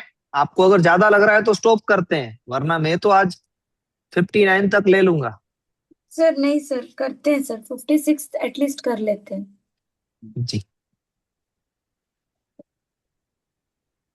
बिकॉज ये सब I think it is back to back. Yes. और आज थर्सडे है, तो कल अगर फ्राइडे तक हमारा गोल अचीव हो जाता है, 59 section of patent act and 16 section of design act, और बाद में मैं आपको सैटरडे को ये समझाऊंगा कि कैसे केस स्टडीज के आंसर लिखने हैं। Yes sir. ये 3 चीज हो जाएगी, it means you are eligible to give exam number 2 जो हमने टारगेट रखा है। करेंगे सर, कर देंगे सर हम लोग। ये लिख लिया, आगे बढ़ू? हाँ 53 53, टर्म ऑफ पेटेंट। सिंपल सी बात है, टर्म ऑफ पेटेंट। एक ही चीज को कितनी बार बोलते हैं सर ये लोग? बहुत बार बोलते हैं और सभी चीज में कंसिक्वेंसेस है। इतनी बार बोलते हैं कि फिर कंफ्यूजन हो जाता है। अब देखिए, मैं आपके सामने एप्लीकेशन के टाइप कितने वो लिखता हूं। एक होता है ordinary application,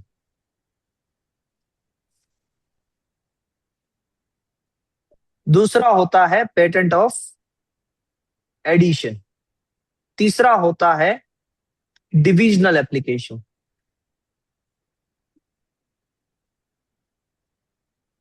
correct? Yes sir. फिर होता है कन्वेंशनल एप्लीकेशन,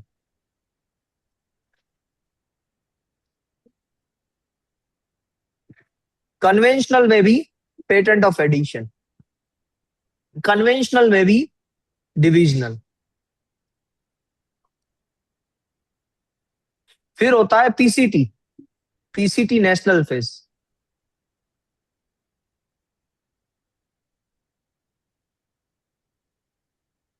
उसमें भी होता है PCT plus patent of addition and PCT national phase with divisional.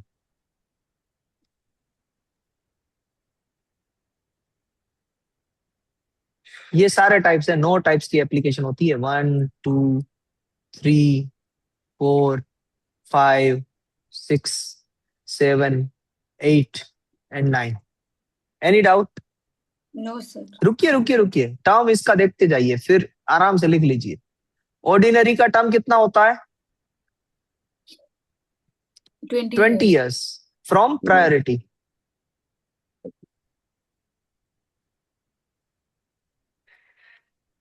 Patent of addition का टर्म कहां से होता है? 20 years 20 years filing. From first filing, First filing. From first application priority, correct? Divisional का कहां से होता है? वो भी same sir, 20 years. 20 years from First up. First application.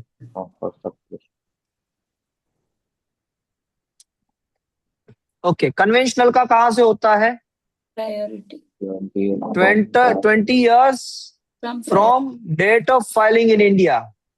okay, date of filing in India. पहला ही दिन मैडम आपने हाँ हाँ हाँ ऐसे किया था, याद आया? Yes, sir. तो पेटेंट ऑफ एडिशन का भी फर्स्ट एप्लीकेशन का कन्वेंशनल के साथ है, इसीलिए फर्स्ट एप्लीकेशन का, मगर कब से? Date of filing in India.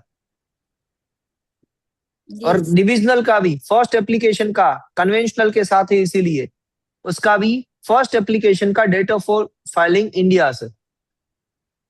ये सेम है दोनों की, मगर फर्स्ट फाइलिंग से होगी। पीसीटी का कहां से होता है? 20 इयर्स फ्रॉम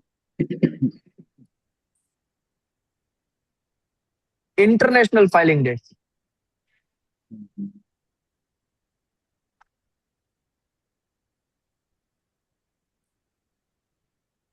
यस और नो? Yes, sir. बाकी दोनों की भी सेम ही लगी। मगर फर्स्ट फाइलिंग से। इंटरनेशनल फाइलिंग डेट याद रखिएगा, पीसीटी में इंटरनेशनल फाइलिंग डेट याद रखिएगा, कन्वेंशनल में date of filing in India याद रखिएगा। First application sir US person ने यूएस से किया conventional application, then it will be date of filing of US, sir? नहीं, यूएस से वो जब इंडिया में आई ना, हाँ, तो डेट ऑफ फाइलिंग इंडिया से 20 बरस का टर्म माना जाएगा। टर्म कहां से काउंट होगा? Okay, date of filing India से ही होगा। So these और continue PCT first application filing. PCT first filing से, पीसीटी एप्लीकेशन में इंटरनेशनल फाइलिंग डेट से। ये दोनों में प्रायोरिटी डेट से टर्म काउंट नहीं होगा, पीसीटी में और कन्वेंशनल में, ये याद रखिएगा। Sir priority date means then now I am confused. Priority date means the first day at which the application has been filed, कहीं पर भी। कहीं पर, ओके डन।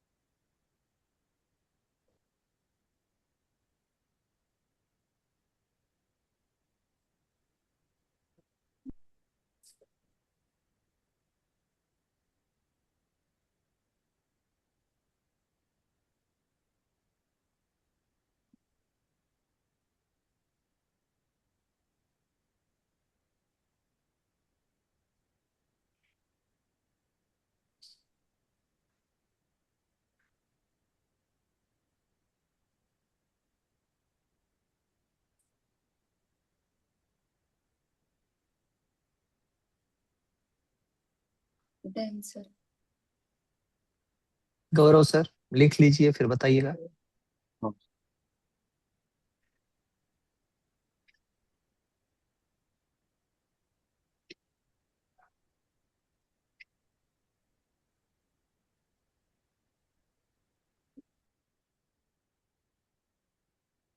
Does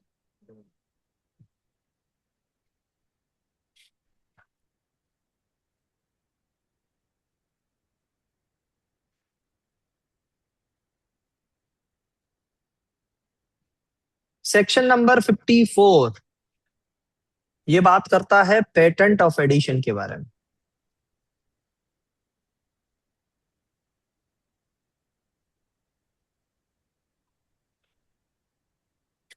मान लीजिए आपने एक पेटेंट फाइल की है और वो प्रोडक्ट बन गया और पेटेंट आपकी फाइल हो चुकी है, एप्लीकेशन आपकी फाइल हो चुकी है।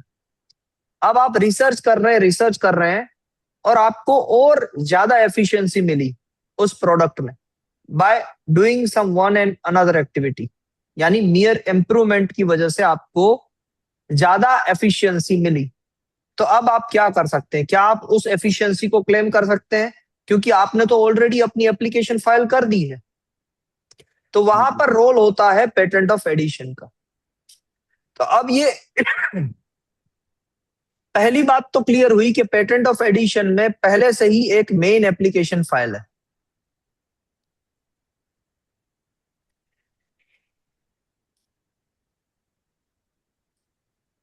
और ये मेन एप्लीकेशन में हम मियर इंप्रूवमेंट कर रहे हैं जिसको हम ऐड करना चाहते हैं as a patent of addition. तो हम दूसरी एप्लीकेशन फाइल करेंगे पेटेंट ऑफ एडिशन की, अगर कुछ इसमें मियर इंप्रूवमेंट ऐड करना है तो।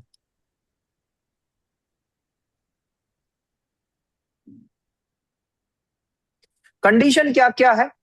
पहली कंडीशन, सेम ओनर से ही होना चाहिए, सेम एप्लीकेंट होना चाहिए। दूसरा एप्लीकेंट नहीं चलेगा, सेम एप्लीकेंट होना चाहिए, तभी जाके वो मियर इंप्रूवमेंट को पेटेंट ऑफ एडिशन की तरह ऐड कर पाएंगे। दूसरी कंडीशन, कब फाइल कर सकते हैं पेटेंट ऑफ एडिशन?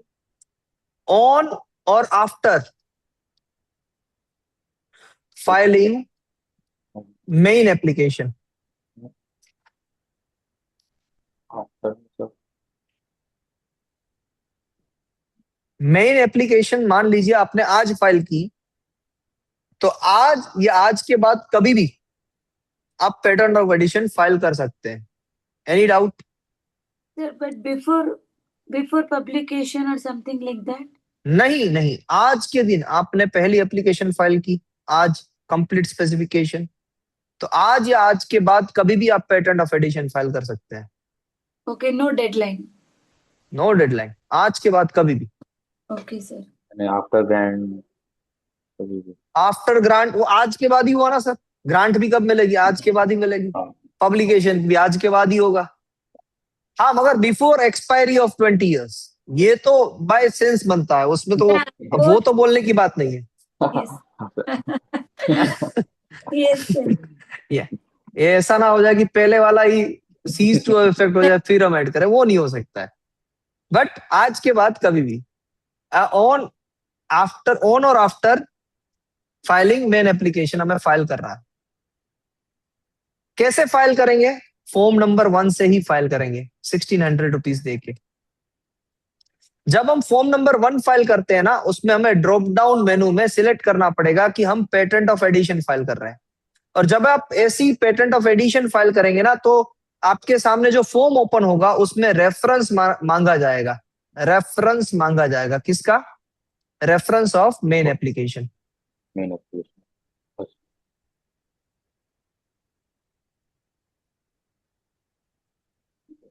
और आपको रीजन देना पड़ेगा कि क्यों आप ये फाइल करना चाहते हो पेटेंट ऑफ एडिशन की तरह। ये आता है रूल नंबर 80 में, ये बात की गई है रूल नंबर 80 में।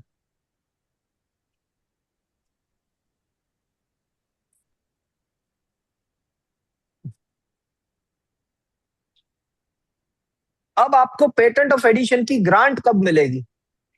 तो पेटेंट ऑफ एडिशन भी ग्रांट तभी होगा जब मेन एप्लीकेशन ग्रांट हो जाता है, यानी ऑन और after grant of main invention और मेन एप्लीकेशन। क्या ये बात क्लियर है? इतनी बातें, अगर कहीं पर भी डाउट है तो बताइए। इसके अलावा एक पॉइंट रह गया है, वो मैं आपको विथ एग्जांपल समझाने वाला हूं, तो इतना चीज लिख लीजिए और कुछ भी डाउट है तो डिस्कस कीजिए।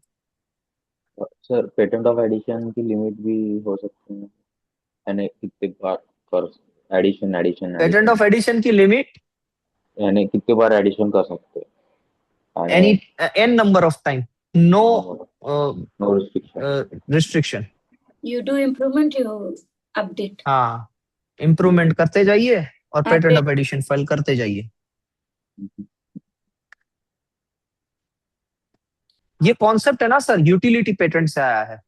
एक्चुअली यूएसए में यूटिलिटी पेटेंट करके एक पेटेंट होती है जो मेन इन्वेंशन से थोड़ा सा इंप्रूवमेंट होती है, मगर यूएसए में उसको कोई भी फाइल कर सकता है।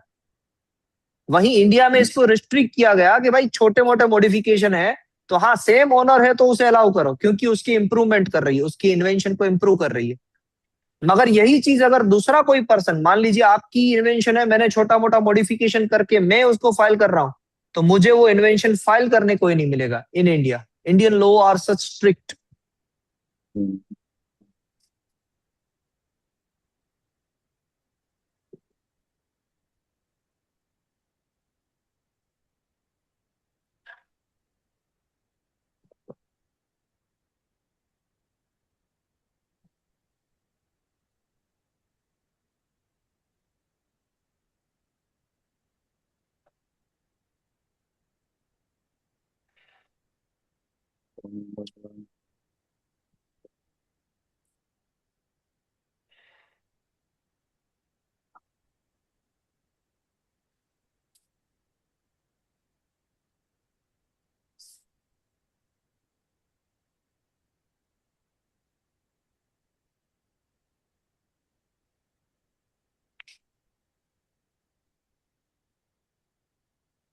Done sir.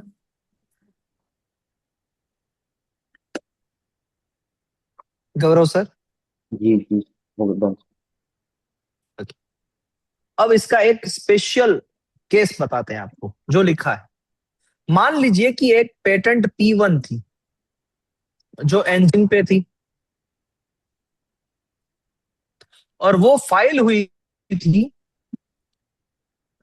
1/1/23 को, और उसकी ग्रांट मिली थी 1/1/25 को।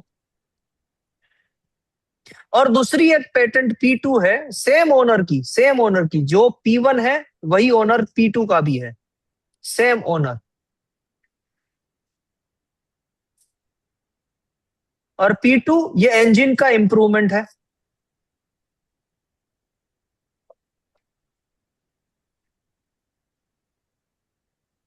और वो फाइल हुआ था आफ्टर फाइलिंग P1, यानी मैं मान लेता हूं कि 10 जनवरी 2023 को। और उसकी ग्रांट पहले हो चुकी थी, ग्रांट हो गई थी इससे पहले 1/1/24 को।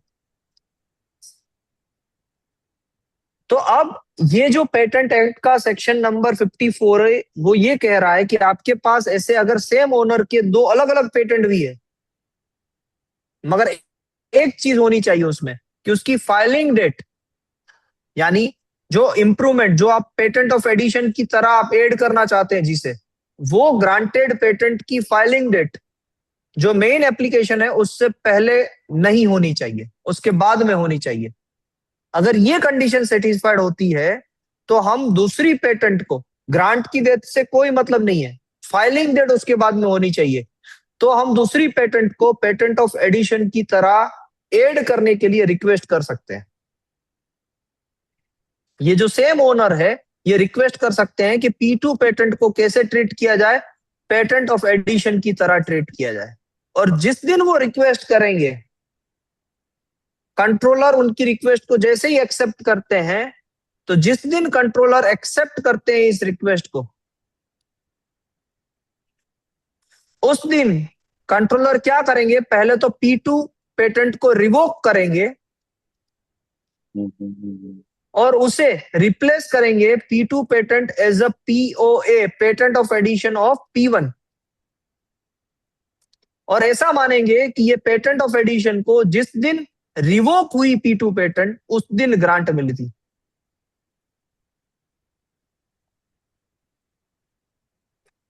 यानी ये डेट ग्रांट की निकल के जिस दिन वो रिवोक हुई उस दिन पर शिफ्ट हो जाएगी ग्रांट की डेट POA की। तो बाय डिफॉल्ट क्या हो गया, grant of a patent of addition is after grant of a main invention. ये अपने आप दूसरी कंडीशन सेटिस्फाइड हो गई। क्या ये बात आप समझ पाए या डाउट यहां पर? नहीं समझ आया सर। मैडम पहले P2 की ग्रांट की डेट क्या थी? 1/1/25 फोर P2 की 1/1/24 जिसे हम पेटेंट ऑफ एडिशन की तरह ट्रीट करना चाहते हैं। हाँ तो आपने रिक्वेस्ट की कंट्रोलर को कि P2 को पेटेंट ऑफ एडिशन की तरह ट्रीट करो। कब रिक्वेस्ट की? मान लीजिए आपने रिक्वेस्ट की 1/1/26 को। ओके सर तो अब एक्सेप्ट कर रहे हैं कंट्रोलर 10/1/26 को। ओके तो 10/1/26 को वो P2 को पहले क्या करेंगे? कंट्रोलर रिवोक करेंगे ओके और 10/1/26 को ही क्या कहेंगे? वो ग्रांट ऑफ P2 समझ गई sir as a patent of addition. Yes sir patent of addition को ग्रांट मान लेंगे फर्स्ट एप्लीकेशन को रिवोक कर देंगे ओके यानी पहले की ग्रांट को रिवोक करके नई ग्रांट की डेट देंगे वो। यस सर सर यस यहाँ सर। पे ग्रांड जो पहले किया था, जो पहली एप्लीकेशन थी उसको ग्रांड बाद में मिल रहा है, जो सेकंड टाइम कर रहे हाँ हैं उसके लिए ग्रांड पहले मिल रहा है फर्स्ट एप्लीकेशन के हाँ लिए। तो जी बेनिफिट ये नहीं ले सकता क्या कि जब मैंने जो लेट फाइलिंग की थी। हाँ, तो उसका पूरा टर्म मिलेगा उसको। हाँ, ये हाँ एक चीज वो छोड़ रहा है क्योंकि उसके दूसरे बेनिफिट है। क्या बेनिफिट है वो मैं आगे जाके आपको बताऊंगा 55 एंड 56 में। हाँ, ये पहले ये एक्सपायर है होगा कि सर। कोई, हाँ वो फिर इसी के साथ एक्सपायर होगा। अगर आपने पढ़ लिया है तो उसकी रिन्यूअल फीस नहीं लगेगी। जो P2 है अगर पेटेंट ऑफ एडिशन की तरह ऐड होगा तो उसकी रिन्यूअल फीस नहीं लगेगी। हाँ सर, तो ये इसलिए एडवांटेज भी है। डिसएडवांटेज है कि उसका टाइम पीरियड चला जाएगा, मगर एडवांटेज है रिन्यूअल फीस नहीं ओ लगेगी। ओ ओ सर रिवर्स यानी मेरा क्वेश्चन ये था कि प्रीवियस यानी रिवर्स करें, सपोज P2 P1 को इम्प्रूवमेंट लिया। सर ये नहीं हो सकती है क्योंकि अगर ऐसा करना है तो P1 की डेट P2 के बाद में होनी चाहिए, फाइलिंग ओके, डेट। ये कंडीशन है। हम्म अच्छा, ओके सर। मैडम आप समझे गौरव सर क्या बोल रहे थे अभी? नहीं समझ आया सर यहाँ पर मैं क्वेश्चन करूं आपसे कि P2 को क्या हम P1 की यानी P1 को हम P2 की पेटेंट ऑफ एडिशन बना सकते हैं? यस और नहीं नो? नहीं क्यों? P2 P1 सर P1 पहले फाइल किया हुआ है सर हाँ, इसीलिए वही बात हुई कि जिसको भी पेटेंट ऑफ एडिशन बनाना है उसकी फाइलिंग डेट बाद में होनी चाहिए, उसी दिन या उस दिन के बाद में कभी भी होनी चाहिए। राइट है। हाँ, तभी इम्प्रूवमेंट माना जा सकता है। हाँ चलो जी, रिलेवेंट होना चाहिए ना सर वो भी। जी जी सर, रिलेवेंट होना चाहिए, वो तो क्राइटेरिया है ही, तभी जाके पेटेंट ऑफ एडिशन मिलेगा। कुछ भी पेटेंट को आप कनेक्ट नहीं कर सकते हो। become new invention same invention improvement hmm becomes patent of addition madam अगर ज्यादा हो रहा है तो हम यहाँ पर स्टॉप करते हैं, मुझे कोई प्रॉब्लम नहीं है। आप जितना डाइजेस्ट कर सको उतना ही आगे बढ़िएगा। गौरव सर आप भी कहिएगा क्या ये डाइजेस्टेबल है? मैं तो, मेरे कॉन्सेप्ट तो क्लियर है, मैं तो बोलता जाऊंगा, मुझे कोई बड़ी बात नहीं लग रही है ये सारी चीजें बोलना। और आप देख भी रहे हैं मैं लिख रहा हूँ, ऐसे ही लिख रहा हूँ बस लिखते ही जा रहा हूँ। आपका फीड तो हाँ, वही है मैडम, बार बार चीजें होती रहती है, इसीलिए मुझे फीड है, मुझे पता है कि ये टॉपिक इसमें इतने पॉइंट्स बोलने हैं, इसमें इसने इतने पॉइंट्स बोलने हैं। और मैंने बैरेक्ट भी बाजू में ओपन ही रखा है, मैं पूरा बैरेक्ट साथ में जब भी पढ़ाता हूँ आपको बैरेक्ट साथ में देखता हूँ, तो कोई पॉइंट छूट ना जाए। और पॉइंट को सिंप्लीफाइड करना, बैरेक्ट को पढ़ना, पॉइंट को सिंप्लीफाइड करना, आपके सामने जब रखता हूं आप इस बैरेक्ट को पढ़िए, ये पॉइंट नंबर 2 है बैरेक्ट का, ये पढ़िए, ये जो मैंने आपको आप समझाया। समझाने के बाद बैरक पढ़ते ना सर तब समझ में आती है ऐसे पहले बैरक पढ़ते ना हाँ, बिल्कुल समझ अब पढ़िए, अब पढ़िए, आप अप्रिशिएट करेंगे कि ये कितनी बात मैंने आपको समझाई है। अगर 54 का सब क्लोज 2 पढ़िए। subject to the provisions in this section where an invention being an improved in or modification of another invention is the subject of an independent patent and the patent in respect of that patent is also the patent in respect of the patent from the main invention. The controller may, if the patent is so request by order, revoke the patent for the improvement of modification and grant to the patentee a patent of addition in respect thereof, bearing the same date as the date of patents are revoked. और आप अभी आपके जो दूसरे group में है ना लोग, उसे इतना पूछिएगा, ये पीछे वाला term grant of a patent of addition as on the same date on which it has been revoke, इसका मीनिंग क्या है सिर्फ वो बता दे। सर वहां पे आप ऐसे वो ग्रुप इंटरैक्टिव सेक्शन ही नहीं है सर। नहीं मैडम, मगर क्वेश्चन तो कीजिए, क्वेश्चन करने में तो मना ही नहीं है ना, पूछ तो सकते हैं ना, पूछ सकते हैं। वो कुछ इस तरीके से आंसर तो देंगे ना आपको। यस यस, पूछिए तो सही।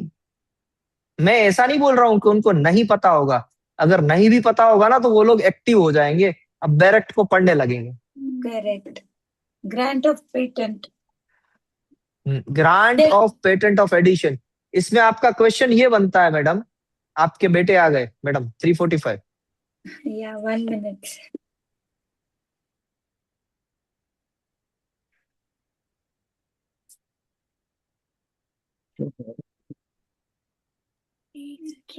बस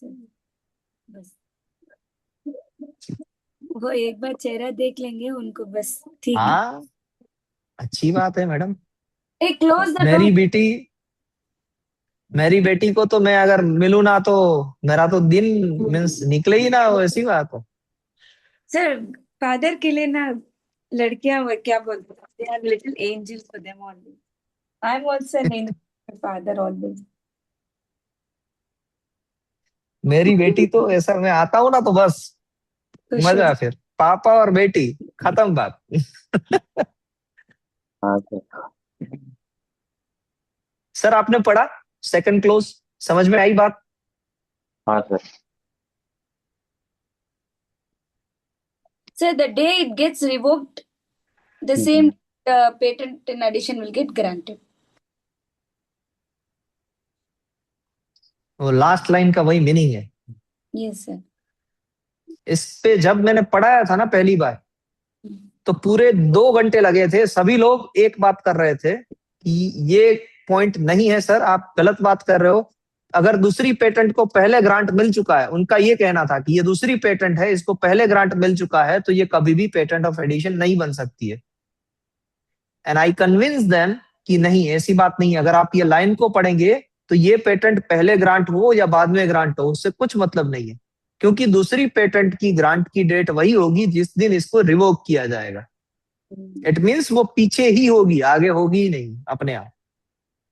मतलब सर सिर्फ एक कंडीशन देखनी है कि पहली पेटेंट की फाइलिंग डेट से दूसरी पेटेंट की फाइलिंग डेट या उसी दिन या उसके बाद में होनी चाहिए। सर फॉर एग्जांपल मेरी पेटेंट ग्रांट हो चुकी है, ओके, और मैं अभी ग्रांट करने के 1 ईयर या 2 इयर्स के बाद पेटेंट इन एडिशन फाइल कर रही हूँ एंड दे एक्सेप्टेड दैट, तो मेरी ग्रांट डेट कौन सी होगी?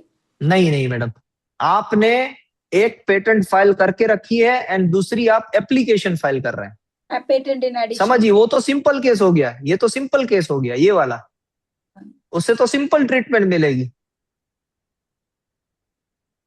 यहां पर आप एप्लीकेशन फाइल कर रहे हैं, दोनों में डिफरेंस समझ पा रहे हैं? गौरव सर आप समझ पा रहे हैं?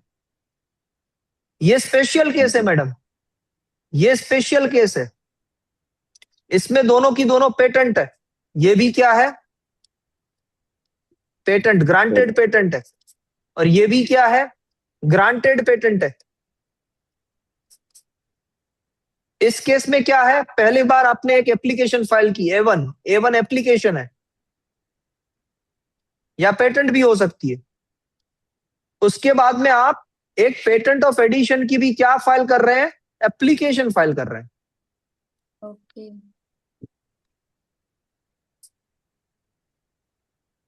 ये तो डायरेक्टली आप फाइल कर सकते हैं, कभी भी, पहली पेटेंट फाइल होने के बाद कभी भी कर सकते हैं। क्या? Application of patent of addition, ये है application of patent of addition. आ रही है बात समझ में मैडम? यस यस सर, वो वाली द अदर स्लाइड आप। ओके ओके ओके, इसमें मर्ज हो इसमें सकते दोनों हैं की दोनों पेटेंट है, दोनों और- ग्रांटेड पेटेंट है, और और आप हम दूसरी पेटेंट को पहली पेटेंट में ऐड करना चाहते हैं। मर्ज करना चाहते हैं।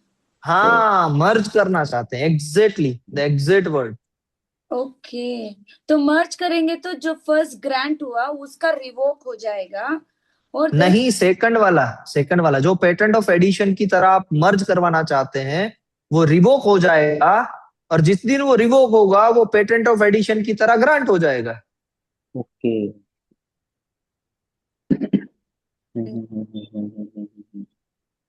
इट्स लाइक आपके फादर का नाम क्या है मैडम?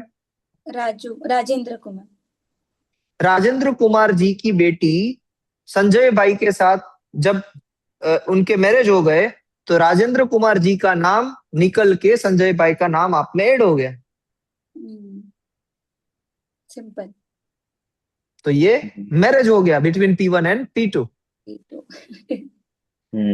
अंडरस्टैंड। सर इसमें दो सेपरेट पेटेंट है, जो P1 P2 है, जो प्रीवियसली ग्रांट है, उसमें अलग से पेटेंट ऑफ एडिशन डाला, उसमें भी एक्सेप्ट हो गया। तो फिर उसके बाद P2 मर्ज हो रहा है, एडिशन हो रहा है, म्हणजे पेटेंट ऑफ एडिशन हो रहा है P1, and three things are merging in one of patent, ऐसा हो सकता है।